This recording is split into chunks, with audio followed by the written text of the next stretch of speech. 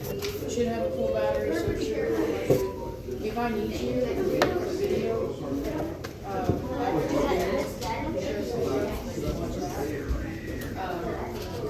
you ready to go? What's up? What's your name?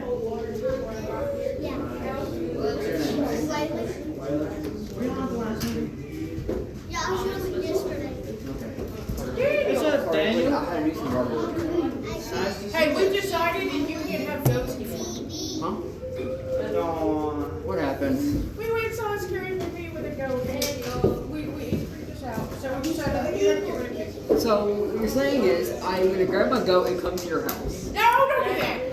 I'm gonna hook it up to a pillar so it can scream. No. For the record, I hate movies.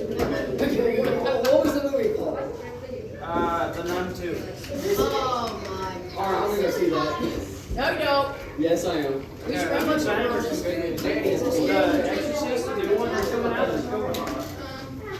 Okay, we're going to go ahead and get started. All of our people have finally showed up. Y'all want to start paying attention for me? So some of the stuff that we're going to be going over is what is a robot, what are y'all going to be doing, some of the primary parts of your team and your group, and some mechanics principles that y'all are going to be needing for the year. And then we're going to be going over what the contest looks like and what the year looks like, okay? So first things first, what is a robot? So that's a robot that is from Czech. As you can see, as you can live, there's a lot more robots in our primary world that we have today than there was starting in 1920. That's the wrong side. Starting in 1920 of when robot, the word actually came into existence. So we use that word a lot more. But if we go into Isaac Asimov's The Laws of Robots. So the first one is it has to not injure a human being. The second law is that it has to follow the orders given to the robot as long as it does not go against the first law. And then the third law is it must protect its own existence as long as it does not collide with the first and second law. So that's Isaac Asimov's 3 laws of robotics. So we're going into the characteristics of a robot. It has to be able to sense like a human. You know, a human has 5 senses. A robot can have several senses as well. It also has to have movement, energy, and intelligence. So if you look at sensing, some of the basics that you'll be looking at is eyes, being able to see what's around it, being able to smell. A great thing is being able to smell what chemicals are in there to decide if it's good for humans to be in that area. Another thing is being able to touch and feel the area to see what's in there. Another thing is movement. If your robot doesn't move, then it's not very useful. That can be walking, rolling, falling, whatever you need it to be a robot.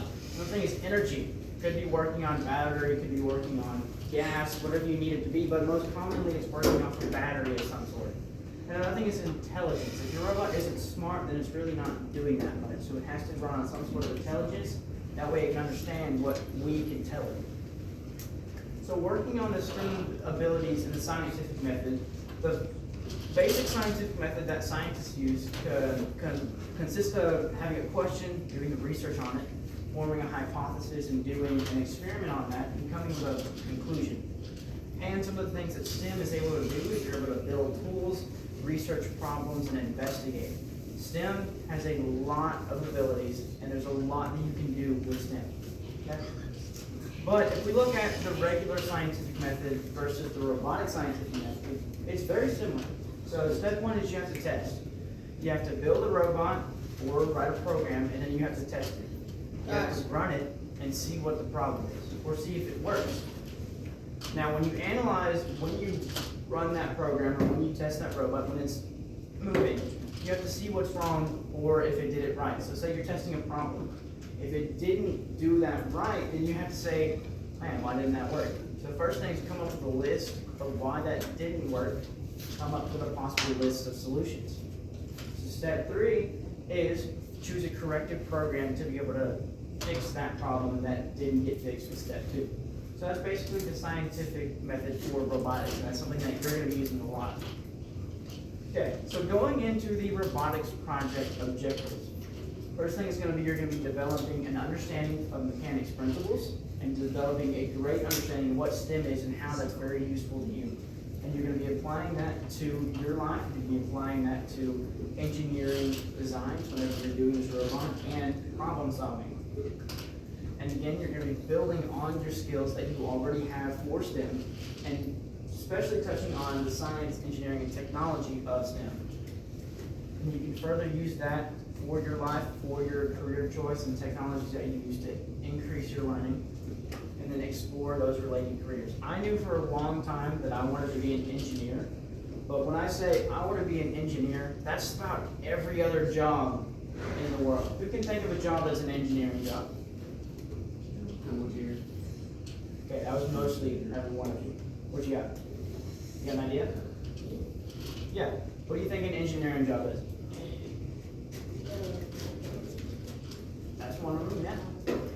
So there's a lot of different engineering jobs, but if I'm doing this robotics project, I have the ideas of what electrical engineering would be or what robotics engineering can be. So this really helps me figure out what engineering I want to do and helps further my career path choice.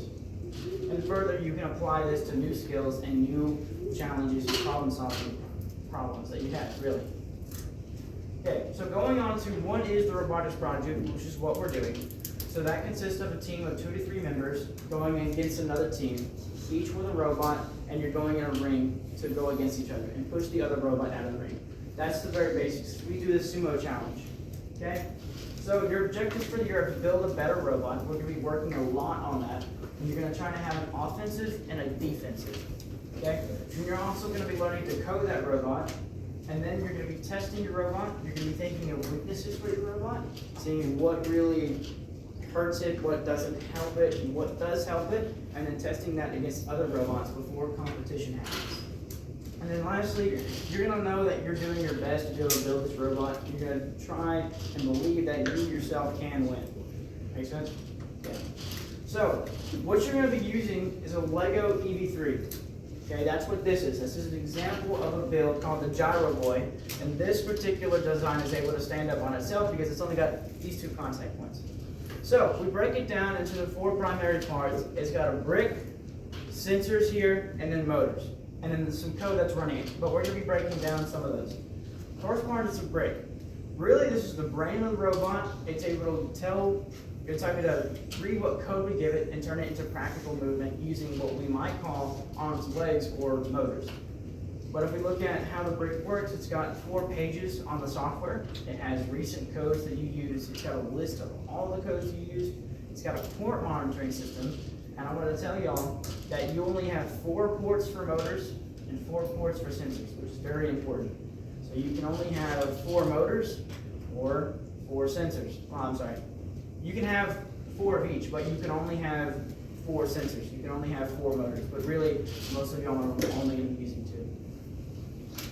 So if you look at what the motors are, they come in a few different sizes, and each one is really better for certain circumstances. And if we look at the motors that you have access to, you've got the large motor, and you got the medium motor.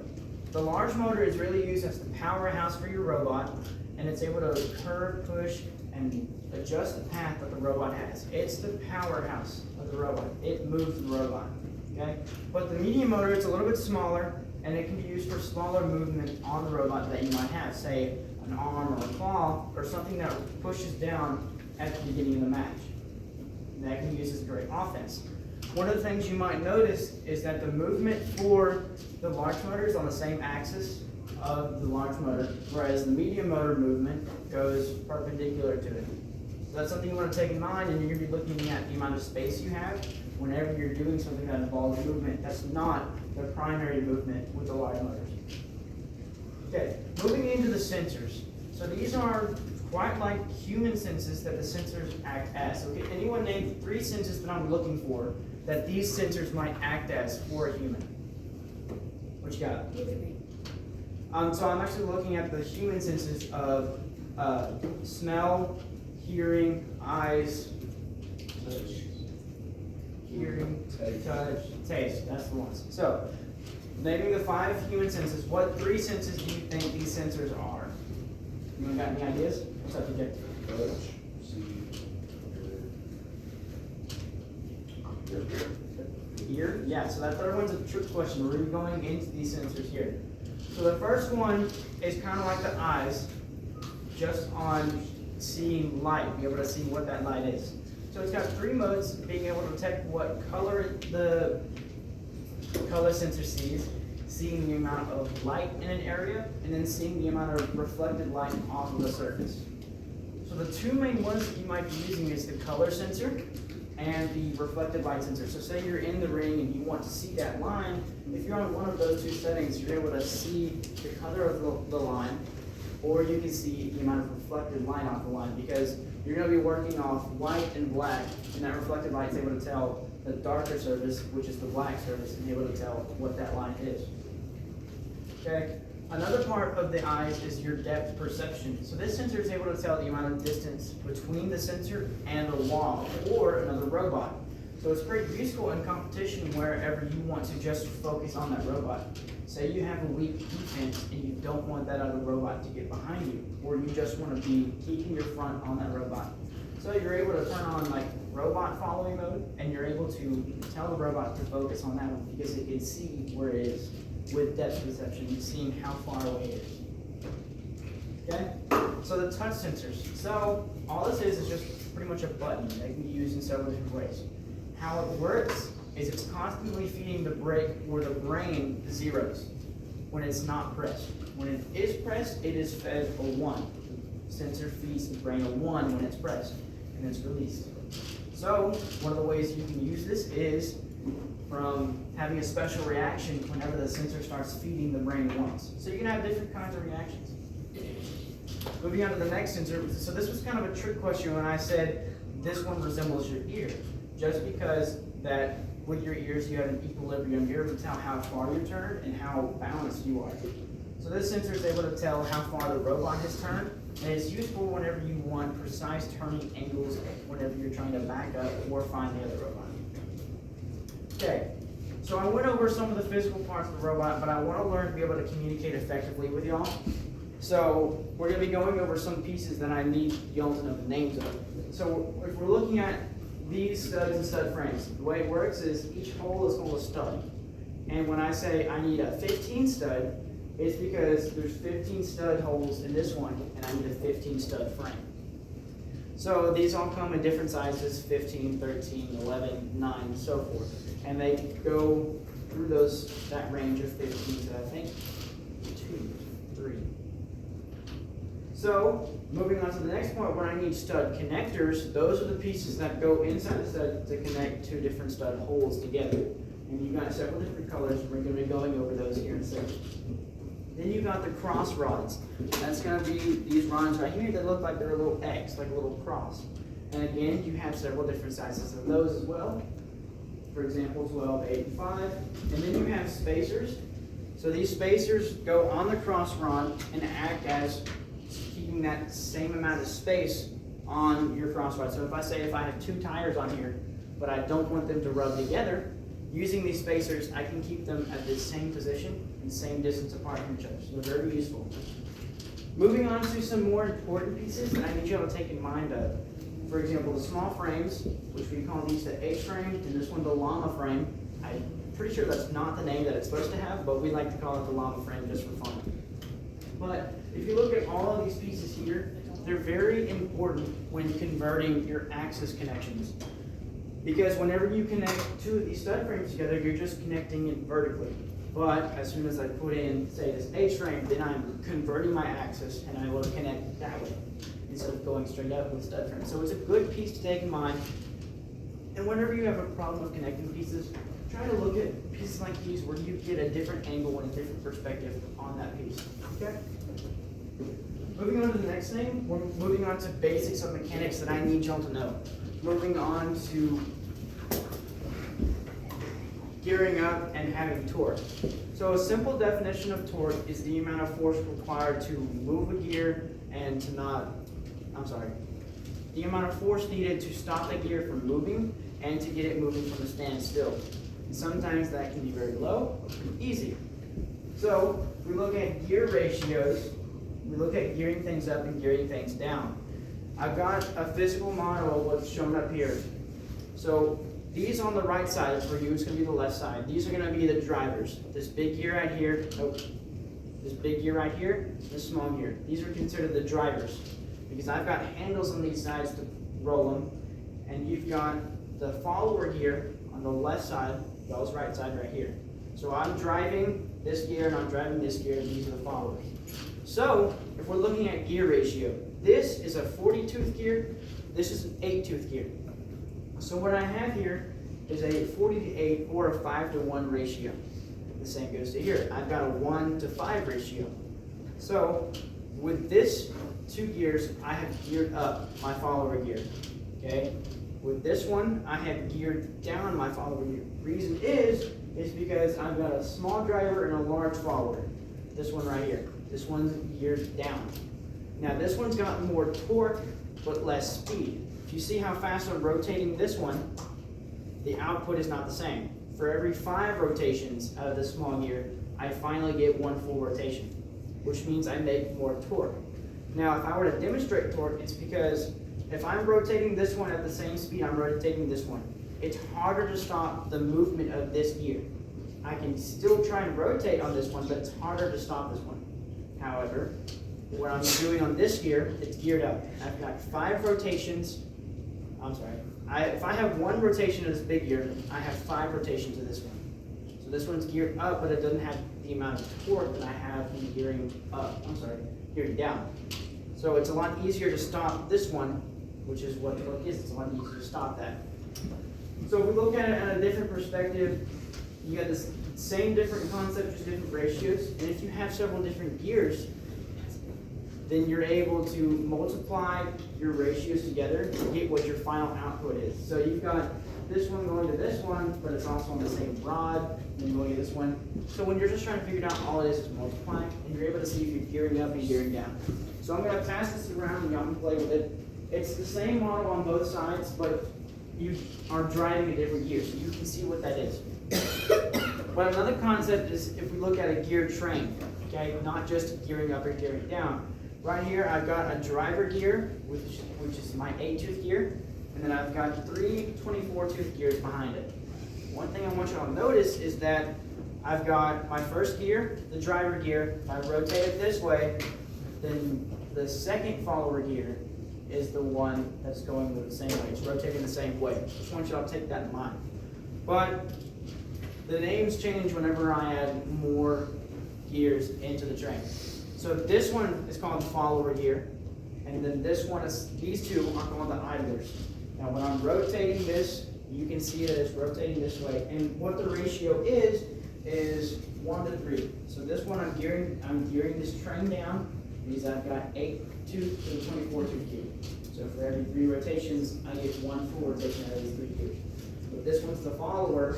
This is where the power output is going to be instead of these 2. So, I'm going to pass this around too. Now we can work at how gear trains work. Now, again, why this is effective, why this is very important in your robot. So let's say you're aiming for more speed. Then if you gear up your tires and gear up your motors, then you're going to be having a lot more speed. But at the same time, there's some cons on that, and we'll go over that in a little bit. But if you gear down, then you're going a little bit slower. But what you have is more power. The torque makes more power. It's more resistance to this force, the rotating force of the gears. More resistance, that's all that is. Okay? Now we're going to be moving on to the importance of colors. So, I mentioned the stud connectors, and I mentioned that there was 6 different kinds of stud connectors that I was looking at, and they all have different colors. We look at this one, I've got a black stud connector and a gray stud connector connected to the same piece. Okay, the only difference is this black stud connector is meant to not move. It's meant to be more stable. Okay, so this gray one is meant to roll. The black one isn't meant to be where it is. So if I have the black stud connector, it doesn't move as much. If I have the gray one, it moves freely. So it's important that when you're using the black stud connector, you're using it mostly instead of the gray ones. Because if you use the gray ones, then your pieces are going to try and roll and shift instead of the black ones. I'm going to pass that one around so you can see the difference as well. Now, if we look at the second description, it's the same one, except the end connection for the stud connector is a cross piece. So the same thing goes. The blue ones are meant to not move. As you can see, I can't move the tire very easily. But this tan one is meant to move. It's meant to roll in its stud frame. And it can simply move just like that. So the difference between the black and the grays, again, is that it's a regular stud connector on one side, and then a cross rod connector on the other side. And it's very useful because you've got lots of different pieces to go in the robot, and you need lots of different types of connections. So I'm going to pass that one around too, so you can see that. And then lastly, another important type of stud connector is your double stud connectors.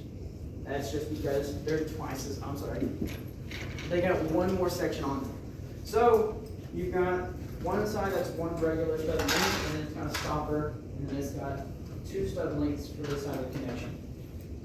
So again, for this example, the blue is not meant to move, and the tan is meant to move. It's meant to roll in its stud frame. So again, I can't move blue not very easily, but I can move the tan one. Very important thing to take in mind. So in the end, you want to use more black pieces, you want to use more blue pieces whenever you're using these. Okay? Moving on to how many tires and ball bearings you're going to have. So we have several different tires that you can use. The base tire that you have is this size, and then you've got a ball bearing. So it's important to have a ball bearing or a slider joint for your third contact point. Okay? Because if you don't, then you're going to be having the rest of the robot just drag behind you, and it's not going to be sliding very well on the mat. So when I say a sliding point, if you don't have enough room for a ball joint, which is the best thing that you can use, or slider joint, then it's just going to be sliding behind. So two of your contact points have to be tires, and the third one a ball joint. Okay? And the number of tires is really up to you. But you have to take in mind, one of the limiting factors on that is the size of your robot is only 10 inches by 10 inches. So you can have unlimited amount of tires as long as you fit within that space. Okay, going at weight versus speed. Now, Daniel, I'm going to have you stand up here, and TJ, I'm going to have you stand up here for a quick little demonstration as I talk about weight versus speed. Okay. So, the more weight you have, the more force it takes to move it. So if I've got a very heavy robot, then the little light robot isn't going to be able to push it out as easy. They may have the same power, but I've got more force behind it on this robot. Okay? Now another thing, if I have more speed on the robot, it has more momentum. Now this is beneficial for like a ramp type strategy. It's able to get under with its momentum and its speed. But if we're talking about weight, then what if I have a really heavy robot and a really light robot, like I just said? So I think I need a demonstration. Let's say TJ's 300 pounds. Let's say TJ's Daniel is 150 pounds. Say they have the same power, but this power has 300 pounds of force. This power only has 150 pounds of force. So looking at him, who do you think is going to push the other one out of a sumo ring? This one, right? Because he's heavier. He's got more force behind him to be able to move 150 pounds. Now, when you take the ratio smaller to a robot that's 3 pounds versus the robot that's 1.5 pounds, 3 pound motor, 3 pound robot is going to be able to move it more. So, your limit of the amount of weight on your robot is 3.3 pounds. And trust me, it is quite hard to get up there. You don't sit down. Thank you. So, when you do that, you want to have as much weight on there as possible, and there are plenty of pieces to put weight on there. Yes, ma'am? So if you were to look at strategic robots, one big and one smaller, what are ways you can make the smaller robot like be able to compete with a bigger robot? Okay, so great question. Now, if I do have a heavy robot, and say its offense is just sheer force, it's just trying to have more power behind its wheels. Something that you can use to deal with that is you can't fight power with a lighter power. Make sense? So, if I have a sleek build and I've got very light but speedy robot, it's got a decent amount of power, doesn't match up to this powerful robot, this heavy robot, but it is quick. Say you have a ramp on there, that's one of the best strategies for that. You've got the speed and the momentum is able to get under it more. So, that means is with these Lego pieces, they don't exactly go clean to the ground. You've got more momentum to get under the robot, which will pick it up, which will lift it off its contact points, and it won't be treading the ground anymore. And that way, you just wheelbarrow that boy out of there. It's one of the best feelings, okay? So, to answer that question, the best way to combat that is have a quicker robot that's got a decent amount of power but is speedy to fight that. Okay, so now we're going to be moving on to some strategies that I want y'all to take in mind. So, one of the popular strategies that we saw at Roundup was a ramp. First place was this bad boy right here. Now, we have the same idea, except his pieces are a lot cleaner to the ground. Okay? So, like I said, the advantages of a ramp, you get under that robot, you're able to just carry them out because they're lifted off their contact points. So, this was my build last year. We're going to see what we can do to change that because we're shooting for first this year. We're all shooting for first. But they had the same idea. They were ramped to just get under the other opponent. Moving on to the next type of strategy called the wall. Okay? The reason why it's called the wall is because it's offense. This guy's offense right here is straight power. Now, under this bad boy is actually 8 tires and 4 motors. Its offense was its amount of power underneath the hood, basically. So its defense was a straight wall that would just push out the other opponent. But because I built this one, I can personally tell you that this particular build was flawed. Okay? Oh, give me a second. If I've got 2 contact points with this guy, to a motor and a motor here, what's going to happen is it's going to shift real easy because it's not locked in. It's just 2 contact points that shift. Well, my flaw was I had 4 motors right here. I didn't lock those motors in. So what they did was they shifted against each other. They shifted against each other. So the tires were never even on the ground. In fact, they were leaning a lot. The other problem with this build was I had this frame right here that went around the robot, but I only had 3 contact points with the frame. Okay? So my contact points were here at the front and the back here in the back. So not only were the motors shifting, but they were also rocking inside the frame. So I found this out at county competition.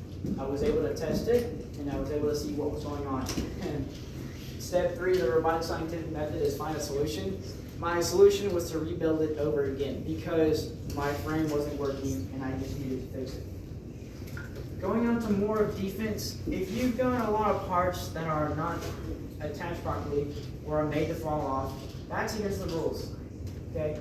If they look cool to a degree, it causes problems because they can easily fall off. Now, some pieces are meant to be an offense, some pieces are meant to act as a defense, but if they're not attached properly, they come off easier. And if it actually happens a few times in the ring that pieces come off, that's actually against the rules and you will be disqualified. So, my thing is, the name of this game for coolness is to look nice, clean, and sleek. And that's really what you want to shoot for. Okay? Moving on to some offenses. This is our top competitor for D5. Okay? D5 4H. This was this team's build from 2022. This was their build. And you see, these got these pieces here that rotate on a barrel and they flip. All they do is flip. They're very sharp and they get under everything. I can tell you they get under everything. So this is a very strong offense that you can have at the front. Now our club has some variations of this, mainly this one right here. Now one of the changes that you might see is it only had 3 prongs in the front, and it actually had a lot of power going to this barrel right here.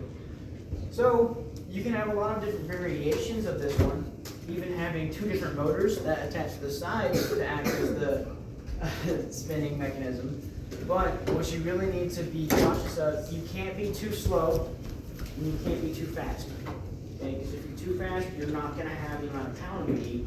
But if you're too slow, you're not going to be fast enough to hook under and actually have a decent strategy. So, as you can see, this bad boy was getting escorted out of the ring by this one. One of the reasons why, because he didn't have a good enough defense, and it was actually slightly unstable. It was like it was on stilts, so it could rock easily. You know what I'm saying? You know exactly what I'm saying.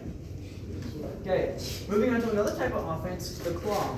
Okay, so what he has a medium motor in the front that's rotating these claws inward. Now, one of the reasons that this might be beneficial is because if I were to come up to Cody in the ring and I just want to grab him, then I can just escort him out the ring. I can try and push him because I have a secure hold on him. So this is actually a pretty good and simple offense that you can have that grabs onto your opponent. Now, we're going to be looking at some code, but we're not going to be going too in-depth into it. Now, your robot that you built, you spent 4 months on it, would just be a pile of Legos if it didn't have the code. Now, every robot has to have a code, even if it's just this one or super complex computer, it has to have some sort of code. Okay? And the simplest kind of code that you can have is a scratch coding. Now, a good, simple piece of code would just tell it to go until it sees a line, and then back up, and then put that in a loop. Okay? We're not going to be really running through the code because we're going to be having another workshop in January. Okay? But I'm just going to tell you this is what it looks like. It's very simple for you guys. Okay? It's just simple block coding that you set in, and you're able to tell it what to do. But for my senior teams, they're going to be a little bit more advanced just because this code is a lot more advantageous and it has a lot of benefits specific to this program. But just to say, we're not going to be really running through it. We're going to have another workshop, work coding, in January. Okay? Because we're going to spend most of our time in the beginning of the year, from now until December, working on our build. Okay? And for those of you that are ready, in January, we'll be working on our code.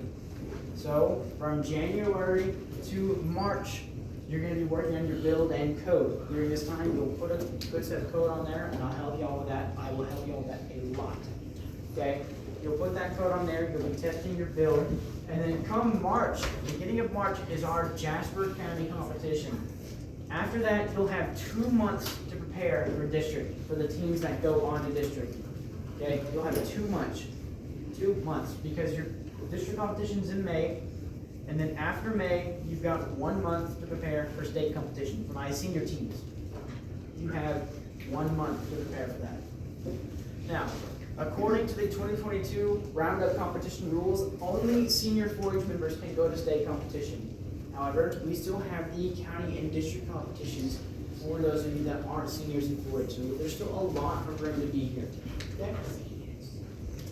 Now, if we're looking at the applications of robots, you're able to have a great view of the world. It's very advantageous when you go into the engineering field and you're looking at what to do as a career path. There's a lot of advantages when you're looking at this robotics project because it helps you a lot in the future. Does anyone have any questions for me? Anyone have any ideas about your turns? Anyone have any ideas about their strategy that they want to use? What's up? The wall with the little red thing. Okay, that's a good one. I know I did that one last year and it was very good. What about you? A ramp that lifts. That is very cool. That's basically what I was looking about. Okay. It's pretty good. What about you? Something that scoots, something that ramps. That's a pretty good idea. Now, if we have a club full of ramps, I'm going to be so happy. Going just like their father of the ramp.